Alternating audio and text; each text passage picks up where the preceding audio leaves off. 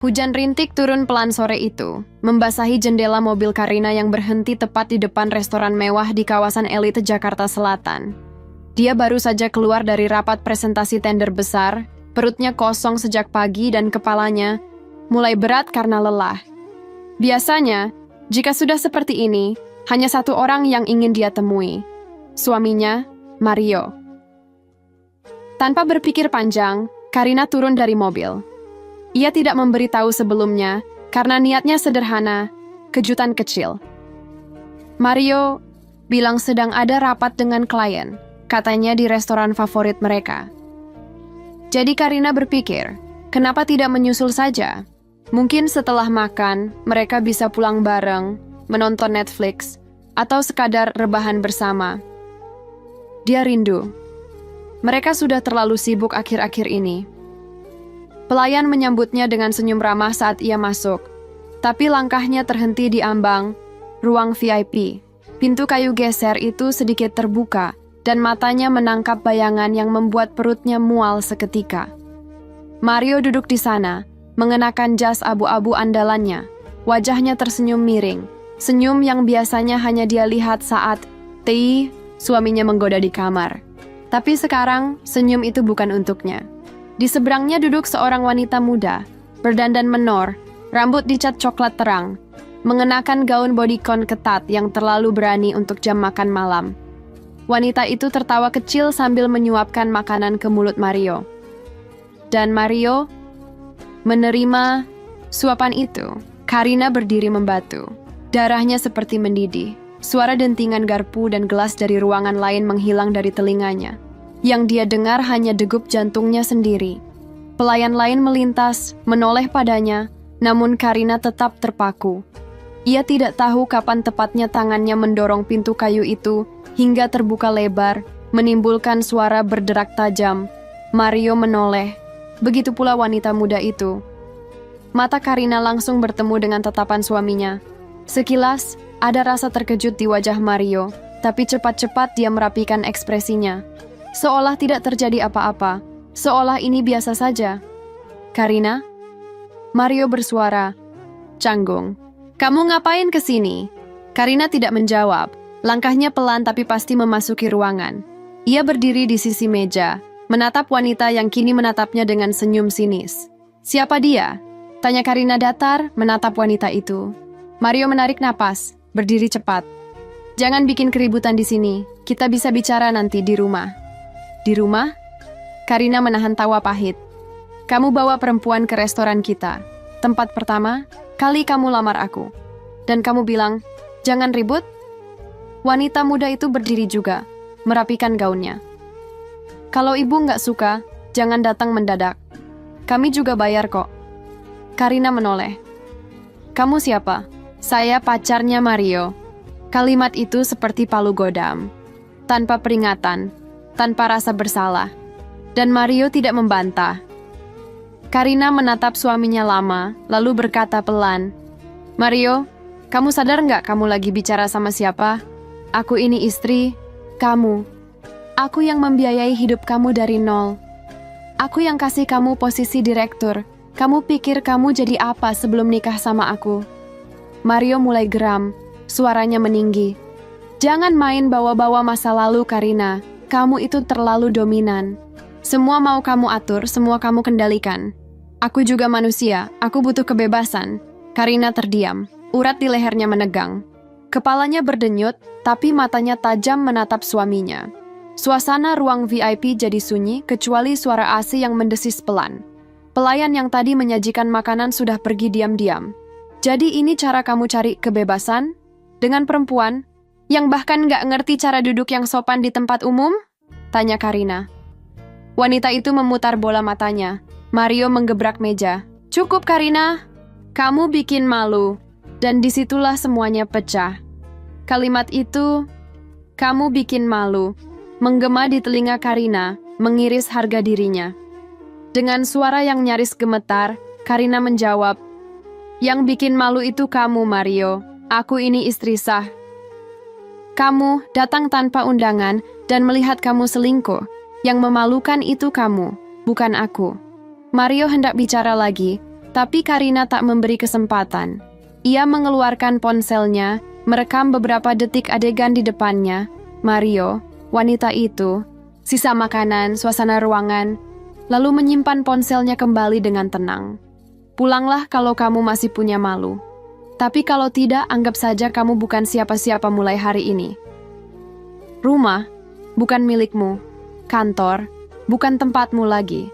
Aku akan urus semuanya mulai besok. Kamu selesai. Dia melangkah keluar ruangan tanpa menoleh. Langkahnya mantap, pundaknya tegak. Tapi saat sampai di dalam mobil dan menutup pintu, tangannya gemetar hebat. Ia menarik napas panjang, mencoba menahan air mata. Tapi bukan karena patah hati. Bukan karena Mario, tapi karena harga diri. Karena luka yang dibalas di depan umum sore itu, langit Jakarta seakan ikut menangis. Tapi Karina tidak akan. Tidak kali ini, Karina memejamkan mata, menyalakan mesin mobil. Esok, semuanya akan berubah. Dan ia siap menjatuhkan orang yang lupa siapa yang mengangkatnya. Pagi itu, Karina menatap langit-langit kamarnya yang luas dan dingin. Sunyi sekali. Tak ada suara Mario yang biasanya mendengkur malas. Tak ada aroma kopi dari dapur karena Mario selalu lupa menyalakan mesin. Dan yang paling terasa, tak ada beban untuk tersenyum pura-pura. Dia sendirian, tapi bukan kesepian. Justru baru kali ini ia merasa utuh. Telepon genggamnya terus berbunyi sejak subuh. Ada 15 panggilan tak terjawab dari Mario. Pesannya ratusan. Dari ancaman lembut seperti, kita bisa selesaikan baik-baik, sampai manipulatif.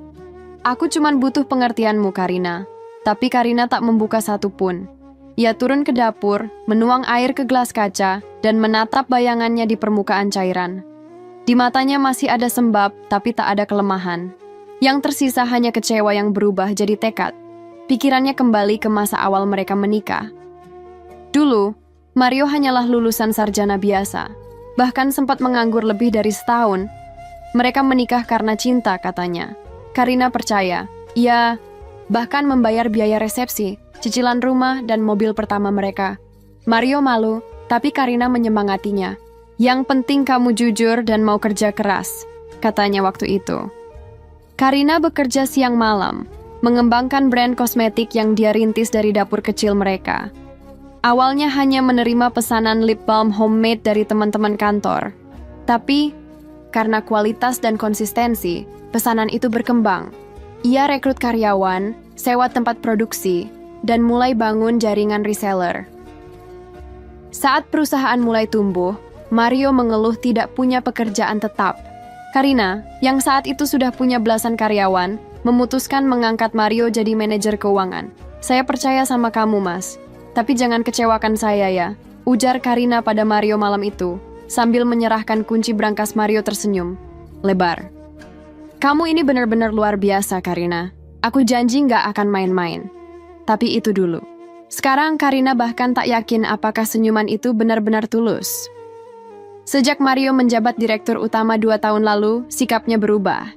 Ia sering keluar kota tanpa laporan, hadir rapat hanya formalitas, dan mulai pulang malam dengan alasan bertemu investor. Beberapa kali Karina mencium parfum wanita asing di bajunya. Tapi dia menahan diri, tak mau ribut tanpa bukti. Ternyata bukti datang dengan sendirinya, dan lebih menyakitkan daripada sekadar noda di kerah baju. Di kantor pusat, siang itu Karina duduk di kursi CEO, menatap berkas laporan keuangan yang baru ia buka dari laptop pribadinya. Ia tak menyerahkan kasus ini ke audit internal. Ia ingin mengecek sendiri. Tangan Karina gemetar saat menemukan data transfer berulang ke nama Diandra R. Nominalnya jutaan, dengan keterangan pembelian barang-barang pribadi. Tas, perhiasan, bahkan pembiayaan villa di Bali. Semua memakai kartu perusahaan. Karina mendesah panjang, matanya panas. Ini bukan sekadar perselingkuhan. Ini pengkhianatan yang menggunakan uang yang ia kumpulkan dari kerja keras bertahun-tahun. Uang yang seharusnya untuk menggaji karyawan, bukan membiayai perempuan yang tidak tahu malu. Ia menekan tombol intercom. Rosa, tolong siapkan dokumen pemecatan. Mario tidak lagi menjabat mulai hari ini. Saya mau semua akses keuangan atas nama dia diblokir. Suara sekretarisnya ragu. Bu Karina, Pak Mario kan suami ibu? Karina menjawab tanpa ragu. Justru karena itu, saya tidak bisa toleransi. Begitu interkom mati, air mata itu jatuh. Tapi hanya sebentar. Setelah itu, ia bersihkan wajahnya, berdiri, dan kembali ke layar laptop. Karina mengetik surat pemecatan sendiri. Dengan tangan dingin tapi pikiran jernih, ia menyusun kalimat demi kalimat yang tegas namun legal. Ia tak akan membiarkan emosi menghancurkan kredibilitasnya sebagai pemimpin. Mario lupa bahwa tanpa Karina, ia tak punya apa-apa. Ketika surat pemecatan selesai, Karina berdiri dan memandangi foto di mejanya. Foto keluarga kecil mereka saat masih tinggal di rumah sempit bertembok krem. Wajah Mario waktu itu polos dan hangat. Tapi semua itu kini hanya jadi bagian dari sejarah yang sudah basi. Hari ini, Karina akan menutup bab itu. Dengan tangan yang dulu membesarkan, ia akan mengguncang dunia Mario sampai hancur. Hari itu, kantor pusat tampak lebih ramai dari biasanya. Di ruang rapat lantai 8, seluruh dewan direksi dan manajer senior telah duduk melingkar. Aura tegang menyelimuti ruangan meski AC menyala kencang. Tak ada yang tahu persis apa yang akan dibahas, tapi semua sudah mendengar desas-desus dari mulut ke mulut. Ibu Karina marah besar. Katanya soal Pak Mario, ada penyalahgunaan dana? Karina melangkah masuk dengan setelan jas krem yang rapi. Matanya tajam, rambutnya diikat ke belakang, dan ekspresinya dingin. Di tangannya ada 2 map tebal dan sebuah tablet. Tanpa basa-basi, ia duduk di kursi utama. Tatapannya menyapu satu persatu wajah yang duduk melingkar, berhenti di ujung kanan. Mario, yang tampak agak gugup, tapi berusaha tetap tenang. Terima kasih sudah datang semua. Maaf mendadak. Saya tak akan bertele-tele, ujar Karina dengan suara datar. Ia membuka map pertama. 2 bulan terakhir terjadi pengeluaran dana perusahaan yang tidak sesuai dengan laporan bulanan. Setelah saya telusuri sendiri, bukan tim audit, bukan HR, saya temukan bahwa ada alokasi dana yang digunakan untuk kepentingan pribadi, yang bukan milik siapapun di sini, termasuk suami saya. Beberapa orang terbatuk pelan, yang lain saling pandang. Mario menegakkan tubuhnya, mencoba tersenyum. Kamu nuduh aku, Karina? Katanya dengan nada mencoba santai. Karina tidak menatapnya langsung. Ia menyambungkan tablet ke proyektor layar besar. Muncul laporan transaksi rekening perusahaan yang terdaftar atas nama Mario, dengan highlight kuning di bagian yang mencurigakan. Transfer bulanan ke rekening pribadi atas nama Diandra R. Total 215 juta. Sewa villa 1 tahun di Ubud atas nama Mario, menggunakan akun perusahaan. Pembelian jam tangan, tas branded, bahkan spa dan liburan ke Maldives. Seisi ruangan terdiam, lalu terdengar gumaman tak percaya dari 2 direksi senior. Karina menekan tombol lagi, menampilkan video singkat rekaman CCTV dari restoran malam kemarin. Suara Mario tertangkap jelas membentak Karina saat dilabrak. Raut wajah Diandra yang tersenyum sinis, dan suara Mario yang berkata, "Jangan bikin malu di sini, Karina." Mario berdiri. "Kamu gila? Kamu mau ngerusak reputasi aku begini?"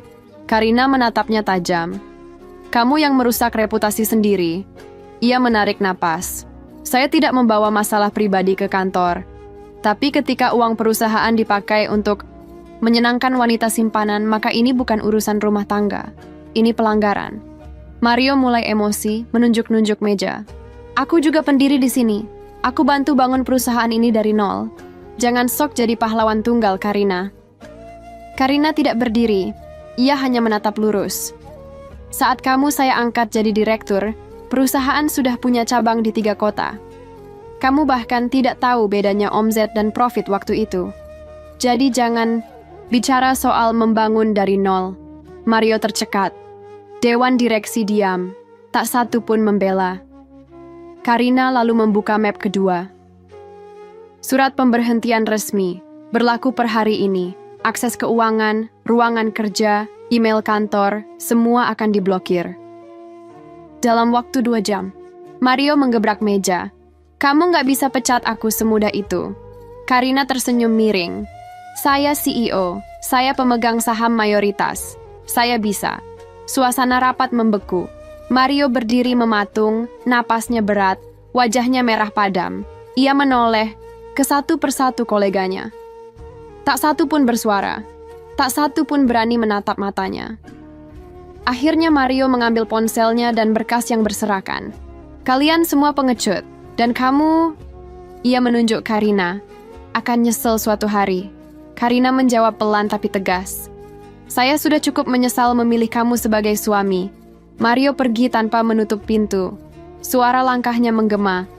Di lorong panjang, setelah kepergiannya, ruangan kembali hening. Seorang direktur pemasaran pelan-pelan angkat bicara. Bu Karina, apa perlu kami bantu urus media atau hukum? Karina menggeleng. Tidak perlu, saya sudah siapkan semuanya. Ia menutup tablet dan map, lalu berdiri. Saya minta semua fokus kerja. Perusahaan ini sudah cukup diseret ke bawah oleh satu orang, yang tak tahu diri. Mulai sekarang kita bersihkan semuanya. Ia keluar dari ruangan sebelum siapapun sempat menanggapi. Langkahnya cepat, tapi dalam dadanya, detak jantung berdentam keras. Bukan karena ragu, tapi karena itu langkah pertama menuju kebebasan yang baru. Langit sore itu cerah, tapi angin berhembus kencang. Dan Karina tahu, badai sebenarnya baru dimulai. Pintu pagar rumah terbuka pelan saat mobil Mario masuk dengan lambat. Jam sudah menunjukkan hampir pukul 9 malam. Ia baru pulang setelah dipecat dan diusir secara tak terhormat dari kantor oleh istrinya sendiri.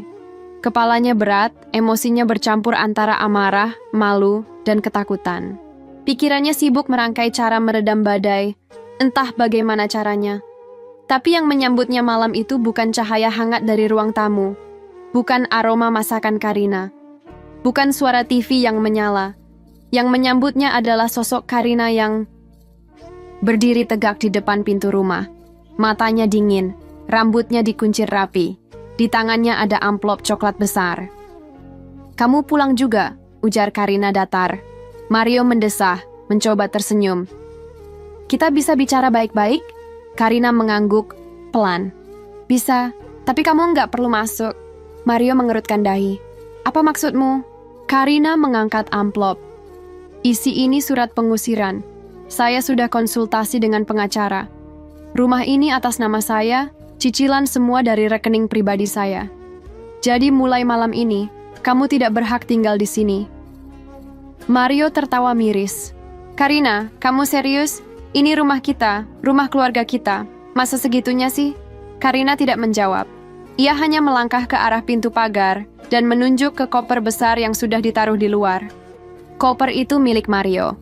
Lengkap dengan sepatunya, laptopnya, dan jas-jasnya yang sudah dibungkus. Saya minta pembantu bereskan semua siang tadi. Jangan khawatir, saya tidak buang barang kamu. Saya cuma buang rasa hormat saya. Mario melangkah, cepat ke depan Karina, mencoba menahan. Kamu pikir kamu siapa? Kamu pikir semua bisa kamu atur? Rumah ini, hidup ini, aku juga punya andil, Karina. Karina menatap tajam. Kamu punya andil? Menyelingkuhi istrimu? Menghambur-hamburkan uang perusahaan buat pelakor? Atau membentakku di depan umum seperti aku ini pembantu yang minta gaji lebih? Napas Mario tercekat. Ia terdiam. Karina mendekat. Suaranya lebih pelan tapi tajam. Kamu lupa, Mario. Lupa siapa yang mengangkat kamu. Lupa siapa yang bayarin makanmu, bajumu, bahkan bensin motormu waktu kamu masih pengangguran. Tapi aku nggak lupa. Aku hanya baru sadar, ternyata cinta bisa buta, tapi rasa harga diri tidak bisa dibungkam. Mario mencoba masuk ke rumah, tapi Karina berdiri di depan pintu. Dua satpam kompleks, yang sudah diberi perintah sejak pagi, berdiri di belakangnya. Mario berhenti, kepalanya menunduk, tangannya mengepal. Jadi, ini akhirnya? Kamu tendang aku begitu aja? Tidak, ini bukan akhir. Ini awal. Awal dari hidup saya tanpa kamu, ucap Karina. Mario menatapnya lama. Di wajah Karina tak ada tangis, tak ada sedih. Yang ada hanya ketegasan yang belum pernah ia lihat selama pernikahan mereka. Sosok wanita yang dulu ia anggap hanya tulang, punggung bisnis, kini berdiri sebagai ratu di takhtanya sendiri. Mario berjalan mundur pelan. Ia mengambil kopernya, menyeretnya ke mobil. Sebelum masuk, ia menatap rumah megah itu untuk terakhir kalinya. Dindingnya masih berdiri kokoh. Taman kecil di samping pagar masih wangi, tapi kini semuanya terasa asing. Bukan rumah lagi, hanya bangunan kosong tanpa tempat baginya. Karina masuk ke rumah, mengunci pintu pelan. Dari jendela lantai atas, ia melihat mobil Mario menjauh. Perlahan, sepi. Ia menutup tirai, lalu memejamkan mata. Tidak ada air mata, tidak ada penyesalan. Malam itu, ia tidur sendiri di kasur besar yang dulu terasa sempit karena kebohongan. Dan untuk pertama kalinya dalam bertahun-tahun, ia tidur nyenyak. Jam dinding menunjukkan pukul 9 pagi saat Karina masuk ke dalam ruang kantor hukum Aditya and rekan. Wajahnya tenang, langkahnya mantap, dan tangannya menggenggam folder biru berisi seluruh bukti yang telah ia kumpulkan dengan rapi. Ini bukan keputusan yang terburu-buru. Ia sudah melewati malam-malam penuh pertimbangan, dan kini saatnya menyelesaikan semuanya lewat jalur yang tak bisa dibantah, jalur hukum. Seorang wanita muda berseragam menyambutnya dengan senyum gugup. "Ibu Karina, sudah ditunggu Pak Aditya?" Di ruang konsultasi, Karina hanya mengangguk dan mengikuti langkah resepsionis itu menyusuri koridor berlapis kaca. Di dalam ruangan Pak Aditya, pengacara senior yang sudah lama menangani urusan korporasi Karina, berdiri dari balik meja dan menjabat tangannya.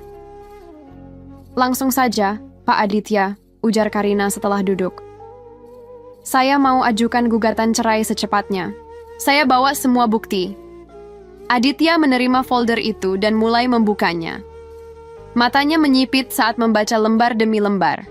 Laporan mutasi bank perusahaan yang menunjukkan transfer ke rekening pribadi atas nama Diandra R. Nota pembelian properti mewah yang dibayar dari dana operasional. Tangkapan layar percakapan Mario dengan Diandra, hingga rekaman suara pertengkaran mereka di restoran. Wah, ini kuat sekali Bu Karina. Ini bukan cuma gugatan cerai. Ini bisa masuk ranah pidana. Penyalahgunaan wewenang dan penggelapan dana.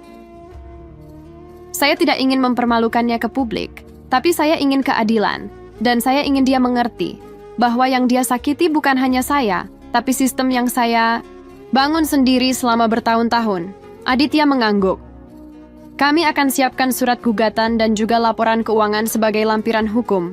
Prosesnya cepat karena posisi ibu jelas sebagai istri dan pemilik utama aset."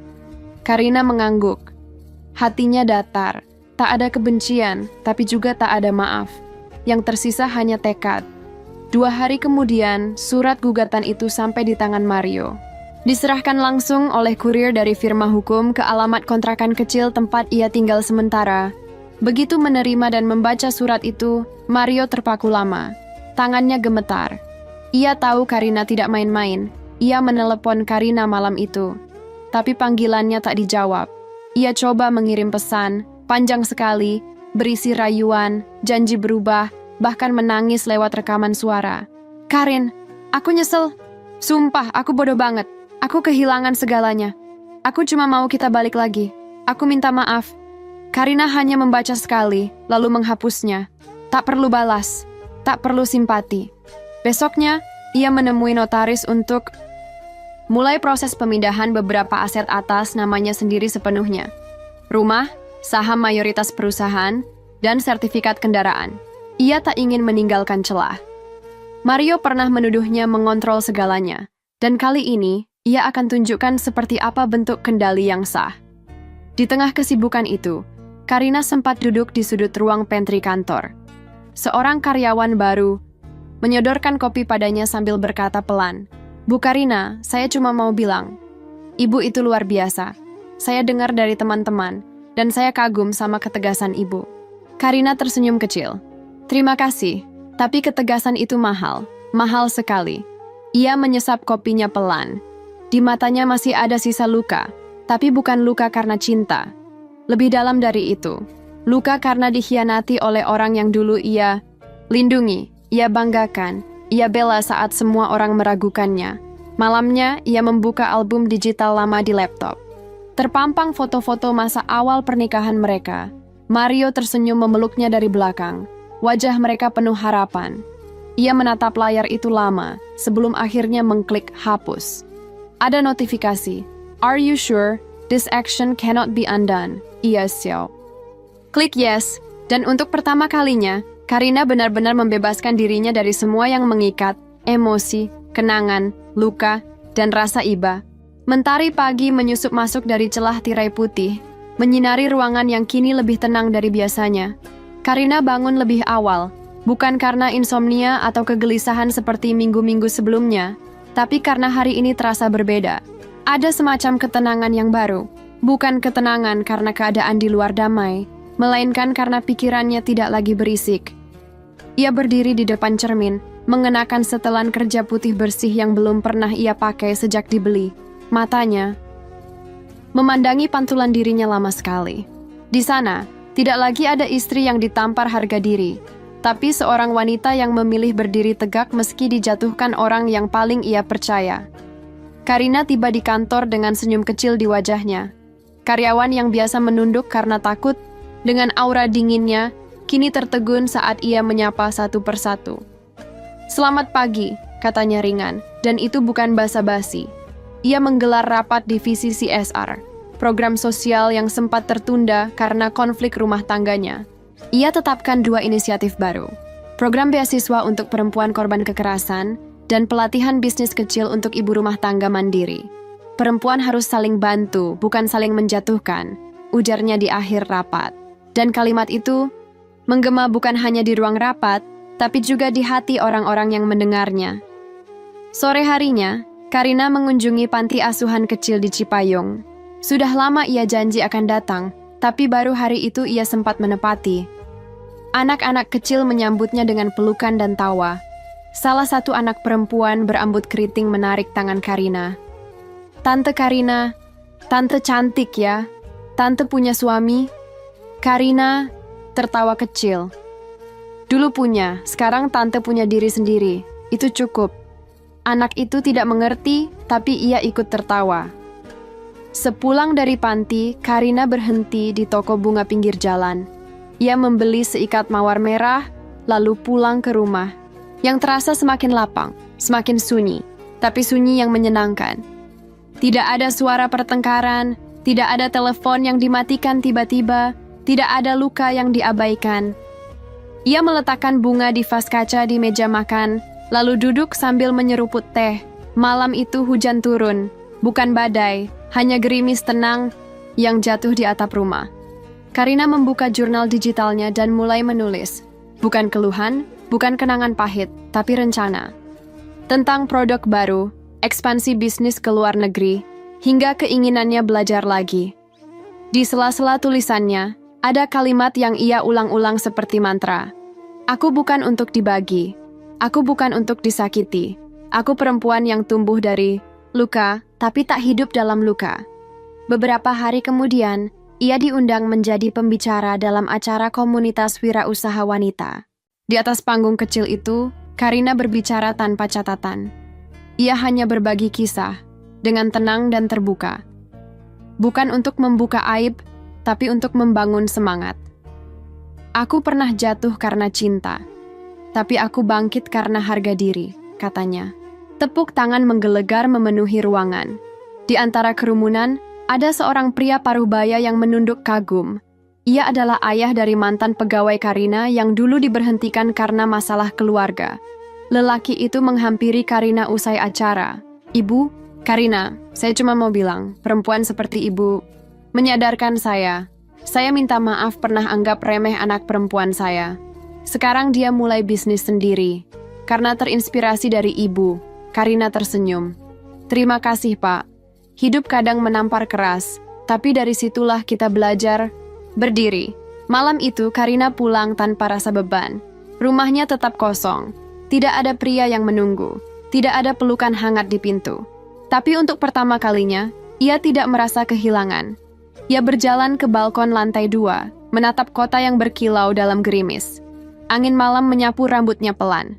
Ia tersenyum, bukan pada siapa-siapa, tapi pada dirinya sendiri. Dan di dalam hatinya, ia tahu, Karina yang dulu sudah kembali, tapi lebih kuat, lebih tenang, dan tak akan pernah bisa ditundukkan lagi. Karina baru saja menyelesaikan sesi wawancara dengan media lokal sore itu, duduk di lobi kantornya yang bergaya modern dengan dinding kaca besar menghadap jalanan yang ramai. Ia menggulung lengan jasnya, membuka sepatu hak tinggi dan menghela napas panjang. Tubuhnya lelah tapi batinnya tenang. Ia baru akan menyesap teh jahe hangat ketika sekretarisnya, Rosa, datang dengan langkah ragu-ragu. Bu Karina, maaf mengganggu. Ada yang mencari ibu. Dia bilang namanya Diandra. Karina tidak langsung bereaksi. Nama itu sudah lama tidak ia dengar, tapi tidak pernah benar-benar hilang dari memorinya. Ia tidak tanya siapa, tidak tanya kenapa. Ia hanya berkata, "Suruh tunggu di ruang tamu kaca. Saya temui sebentar lagi." 5 menit kemudian, Karina melangkah masuk ke ruang kecil di pojok lobi. Di sana duduk Diandra, berbeda dari yang ia ingat. Wajahnya pucat, rambutnya diikat asal, make up, belepotan. Tak ada lagi gaun seksi atau tas mahal. Hanya celana jeans lusuh dan hoodie warna pudar. Wanita yang dulu berjalan penuh percaya diri kini duduk dengan bahu melorot dan mata sembab. Karina duduk di hadapannya. "Kenapa kamu kesini, Diandra?" Menggigit bibir bawahnya, menunduk. Saya tahu saya nggak pantas ketemu ibu, tapi saya nggak punya siapa-siapa lagi." "Mario?" tanya Karina, datar. "Dia pergi, Bu. Udah 3 minggu nggak bisa dihubungi. Kontrakan saya habis. Saya dikeluarin dari tempat kerja karena kasus kami dulu rame di sosmed. Saya cuma mau minta kerja lagi, bukan jabatan tinggi. Saya siap dari nol. Tolong, Bu." Karina memandangnya lama. Di wajah Diandra ia melihat jejak perempuan yang pernah menjadi dirinya sendiri. Lelah, kosong, hilang arah. Tapi bedanya, Karina tidak pernah merebut apa yang bukan miliknya. "Kamu tahu, Diandra, dulu saya sempat bertanya-tanya, apa kurangnya saya? Sampai suami saya lebih memilih kamu." Diandra menggertakkan rahang, menahan air mata. Karina melanjutkan, "Lalu, saya sadar, saya tidak kurang apa-apa. Hanya saja, kamu terlalu rakus dan dia terlalu bodoh." Diandra meneteskan air mata. Suaranya pecah. "Saya nggak tahu harus kemana, Bu. Saya nggak datang untuk minta dikasihani. Saya cuma nyesel. Saya pikir bisa hidup enak, tapi ternyata..." Karina bersandar, menatap langit-langit ruangan sebentar, lalu kembali menatap Diandra. "Kamu pernah bikin saya ingin menghabisi semua harga diri saya sendiri, tahu? Tapi hari ini saya nggak marah. Saya cuma kasihan." Diandra terisak. "Saya rela kerja bersih-bersih. Tolong, Bu, saya lapar. Saya nggak punya uang." Karina membuka tasnya, mengeluarkan amplop tipis. Isinya 2 lembar ratusan ribu dan 1 kartu nama layanan sosial pemberdayaan perempuan. "Aku bukan Tuhan, Diandra. Tapi aku perempuan juga. Ini bukan hadiah, ini bukan pengampunan. Ini kesempatan untuk kamu sadar bahwa kamu bukan tumbal, kamu pelaku." Diandra menerima amplop itu dengan tangan gemetar. Ia ingin bilang terima kasih, tapi tenggorokannya tercekat. Karina berdiri, lalu melangkah keluar tanpa menoleh lagi. Begitu Karina kembali ke ruangannya, ia menutup pintu dan bersandar di baliknya. Jantungnya berdetak cepat, bukan karena marah, tapi karena benturan emosi yang belum pernah ia bayangkan. Ia membuka jendela kecil, menghirup udara, dan menatap jalan raya di bawah. Dunia tetap ramai. Orang-orang tetap berjalan. Ia menghela napas panjang. Bukan semua orang yang menyakitimu akan sadar, tapi sebagian akan datang, merangkak, hanya untuk menyadari bahwa mereka tidak cukup kuat untuk melawan perempuan yang sudah memilih bangkit. Senja baru saja turun ketika Karina duduk sendirian di teras belakang rumah. Angin lembut meniup rambutnya, dan suara serangga malam mulai terdengar dari sela-sela semak taman. Di hadapannya, secangkir teh melati menguap pelan. Hari itu ia pulang lebih cepat dari biasanya. Bukan karena lelah, melainkan karena ingin menikmati diam. Setelah semua badai, ia mulai menemukan kedamaian dalam keheningan. Tapi keheningan itu pecah oleh suara bel pagar. Karina menoleh, mengernyit. Ia tak menunggu siapa-siapa malam ini. Saat ia melihat ke layar CCTV kecil di tembok, jantungnya sedikit berdegup lebih cepat. Mario Dot ia berdiri perlahan, membuka pagar lewat tombol otomatis, dan berdiri menanti di depan pintu. Mario melangkah masuk pelan. Pakaiannya lusuh, jaketnya robek di ujung lengan. Rambutnya tak lagi rapi, wajahnya tirus, dan matanya merah, entah karena kelelahan atau tangis. "Hai," ucapnya pelan, suara yang dulu begitu akrab kini terdengar asing di telinga Karina. "Ada apa?" Karina tak mengajak masuk. Mario menarik napas panjang, mengeluarkan secarik amplop kecil dari saku jaketnya. "Aku cuma mau kasih ini, surat. Nggak perlu kamu baca sekarang." Karina menerimanya tanpa bicara. Mario menatap matanya sebentar, lalu menunduk. "Aku tahu semua ini terlambat. Tapi aku tetap ingin bilang, aku minta maaf, bukan untuk balik lagi. Aku tahu kamu udah nggak akan buka pintu itu. Aku cuma pengen kamu tahu, aku nyesel." Karina diam, matanya tenang, tidak ada kemarahan, tidak ada air mata. "Waktu kamu keluar dari ruang rapat itu, aku kira kamu cuma marah sesaat. Aku kira kamu akan luluh, seperti biasa. Tapi sekarang, aku lihat kamu jadi orang yang enggak butuh maaf dari siapapun. Kamu lebih hidup dari saat bersamaku." Karina akhirnya bicara, pelan. "Kamu tahu apa yang paling menyakitkan waktu itu, Mario? Bukan karena kamu selingkuh, bukan karena kamu bohong soal uang, tapi karena kamu bentak aku di depan perempuan yang kamu pilih di belakangku. Itu meruntuhkan semua harga diriku sebagai istri, sebagai manusia." Mario menunduk dalam-dalam. Aku nggak bisa tarik kata-kata itu. "Memang nggak bisa, tapi kamu bisa belajar darinya. Dan aku bisa lanjut tanpanya." Mereka berdiri dalam diam. Angin malam menyapu pelan, membawa aroma bunga Kamboja dari pojok taman. Karina memeluk tubuhnya, sendiri bukan karena dingin, tapi karena insting menjaga jarak. Mario berkata lagi, lebih lirih. "Kamu bahagia sekarang?" Karina menatap langit. "Bahagia itu bukan karena aku punya seseorang, tapi karena aku sudah berhenti menunggu seseorang yang selalu membuatku bertanya, apakah aku cukup?" Mario menggigit bibirnya, lalu perlahan mundur, membungkuk kecil. "Terima kasih pernah jadi segalanya untukku, Karin." Karina tidak menjawab. Ia hanya berdiri diam, membiarkan malam menelan semua kata-kata yang terlalu telat untuk diperjuangkan. Setelah Mario pergi, ia membuka surat itu. Isinya tulisan tangan yang berantakan, penuh koreksi dan noda tinta.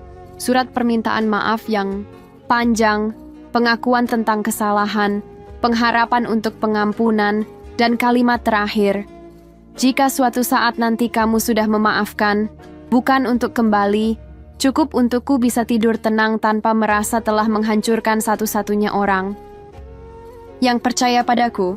Karina melipat surat itu. Ia tidak membakarnya, tidak membuangnya, tapi ia simpan di antara buku-buku catatan kerja, bukan karena masih menyimpan cinta, tapi sebagai pelajaran hidup yang tak akan ia ulang. Malam itu, ia menulis satu kalimat baru di jurnal digitalnya.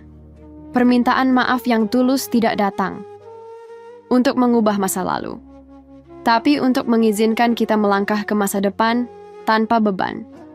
Dan malam pun menjadi lebih sunyi. Tapi kali ini, sunyi yang tidak lagi terasa sepi. Pagi itu Karina berdiri di depan kaca besar di ruang kerja barunya.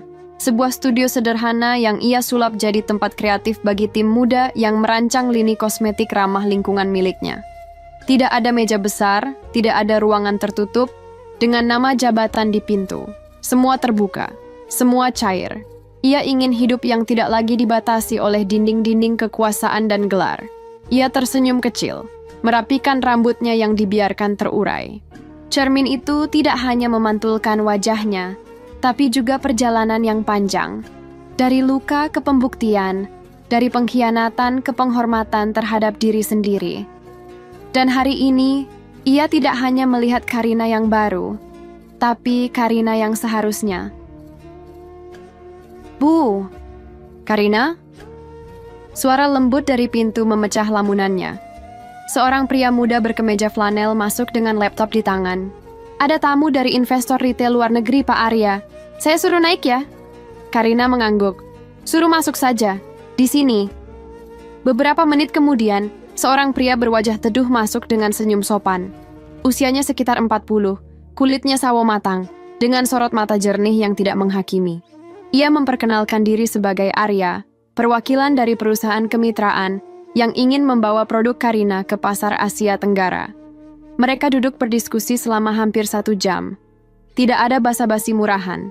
Arya bicara lugas, jelas, tapi dengan nada hormat yang tak dibuat-buat. Di tengah pembahasan, ia sempat melirik ke papan visi misi di belakang meja Karina dan mengangguk pelan. "Saya suka filosofi ini," katanya. "Perempuan bukan konsumen, mereka pencipta." Karina tersenyum. "Saya belajar dari luka, dan dari luka saya tahu, kita tidak dilahirkan untuk sekadar memakai, tapi juga untuk membangun." Pertemuan itu selesai tanpa pelukan, tanpa janji personal. Tapi ada sesuatu di sana yang berbeda dari biasanya. Ketika Arya pamit, ia menoleh sejenak dan berkata, "Saya harap kita bisa sering diskusi, bukan hanya soal bisnis. Saya senang bertemu orang seperti Ibu Karina." Karina mengangguk sopan. Tidak ada degup jantung berlebih, tapi ada perasaan hangat yang muncul tanpa direncanakan. Hari-hari berikutnya, mereka sering berkomunikasi. Arya bukan tipe yang mengirim pesan tengah malam atau membuat rayuan murahan. Ia kirim link artikel, diskusi soal tren bisnis, kadang hanya mengirim fotokopi dan buku yang sedang ia baca.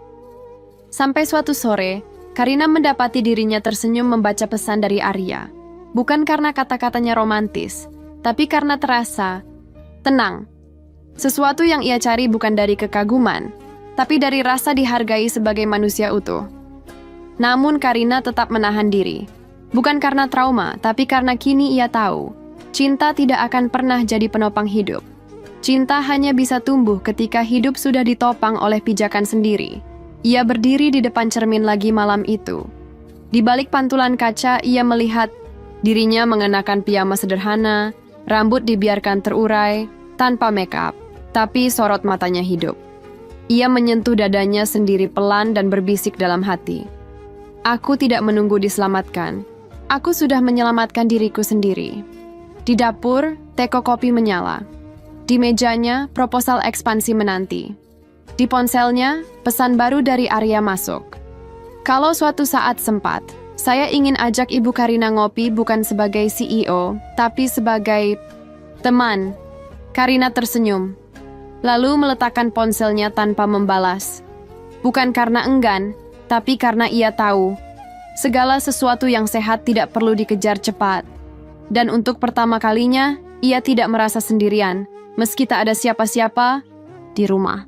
Hari itu kantor Karina dipenuhi tawaringan dari tim kreatif. Mereka baru saja menyelesaikan peluncuran produk terbaru dan hasilnya memuaskan. Rapat evaluasi penuh pujian dan tepuk tangan. Karina tersenyum dari sudut meja, membiarkan anak-anak muda itu bersorak dan saling berpelukan.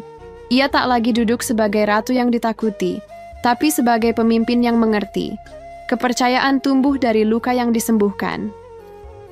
Saat semua mulai bubar dan ruangan kembali sepi, Rosa masuk dengan wajah agak canggung. "Maaf Bu Karina, ini tadi datang lewat jasa kiriman ekspres. Saya kira penting." Ia menyodorkan sebuah amplop putih gading, bersegel emas tipis. Karina menerimanya, matanya langsung menangkap nama pengirim yang tertulis dengan huruf miring. Mario and Diandra. Ia tidak kaget, tidak tersentak, tidak gemetar. Dengan tenang, ia membuka amplop itu. Kertas undangan di dalamnya mewah, mungkin hasil kerja sama dengan vendor yang pernah ia gunakan dulu. Sama bentuk, sama gaya, hanya berbeda nama. Di sana tertulis tanggal, tempat, dan kalimat klise. "Dengan memohon restu dan ridho Allah Subhanahu wa Ta'ala, kami bermaksud menyatukan cinta kami." Karina membaca sampai titik terakhir, lalu tertawa, lembut. Bukan tawa sinis, tapi seperti seseorang yang mendengar cerita konyol dari masa lalu. Ia berdiri, membawa undangan itu ke pantry, membuat teh hangat, duduk di bangku tinggi menghadap jendela. Di luar awan bergerak pelan dan burung-burung bertengger di kabel listrik. Dunia tetap berjalan, bahkan ketika masa lalu mencoba mengetuk pintu lagi. Tak lama kemudian, Rosa masuk lagi, ragu-ragu. "Bu, maaf saya kepo. Ibu kenal sama pengirimnya?" Karina tersenyum. "Dulu, pernah. Tapi sekarang, hanya 2 nama yang tidak perlu saya ucapkan lagi. Rosa ikut tertawa, lega. Setelah Rosa pergi, Karina menulis sesuatu di belakang undangan itu dengan pulpen biru. Kalimat pendek, semoga bahagia. Semoga tahu artinya, karena dulu kalian tidak. Ia lipat kembali undangan itu, meletakkannya di bawah pot bunga lidah mertua di pojok pantry, tempat orang sering menaruh barang tak penting, tapi cukup kuat untuk bertahan. Malamnya Karina duduk di kamar sambil mengirim pesan suara ke sahabat lamanya, Dita, yang kini tinggal di luar negeri. Lo tahu nggak? Mario akhirnya nikah juga, sama Diandra. Kirim undangan segala. Gue nggak marah, gue nggak sedih. Gue cuma mikir, kok ia masih berharap gue hadir ya? Dita tertawa keras di ujung sana. Mungkin dia pikir lo bakal nangis, atau hancur. Sayangnya yang hancur dulu udah gue kubur. Yang hidup sekarang nggak punya waktu buat menangisi pesta orang yang dulu nyakitin. Dan Karina pun tidur malam itu dengan rasa ringan. Tidak ada dendam, tidak ada iri, hanya rasa syukur bahwa ia telah keluar dari lingkaran racun dengan kepala tegak dan hati penuh ruang baru untuk bahagia. Karena terkadang, kemenangan sejati bukan saat kita membalas, tapi saat kita tak lagi peduli untuk datang.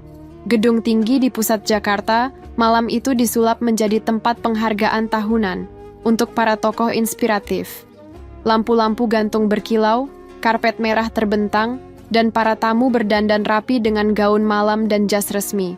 Karina berdiri di balik panggung, mengenakan gaun hitam sederhana dengan potongan tegas. Wajahnya dirias tipis, rambutnya disanggul anggun.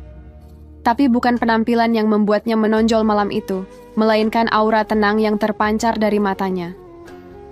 Ia tidak menyangka akan berada di titik ini. Tidak karena popularitas, bukan pula karena status. Tapi karena ia berhasil melewati masa tergelap hidupnya, bukan sebagai korban, melainkan sebagai penyintas, namanya dipanggil. Penghargaan Tokoh Perempuan Tangguh. Tahun ini diberikan kepada Ibu Karina Ardianti, pendiri dan CEO Lini Kecantikan Raga Raya, tokoh sosial pemberdayaan perempuan, dan sosok inspiratif yang membuktikan bahwa luka tidak harus jadi alasan untuk berhenti. Tepuk tangan membahana saat Karina melangkah ke atas panggung.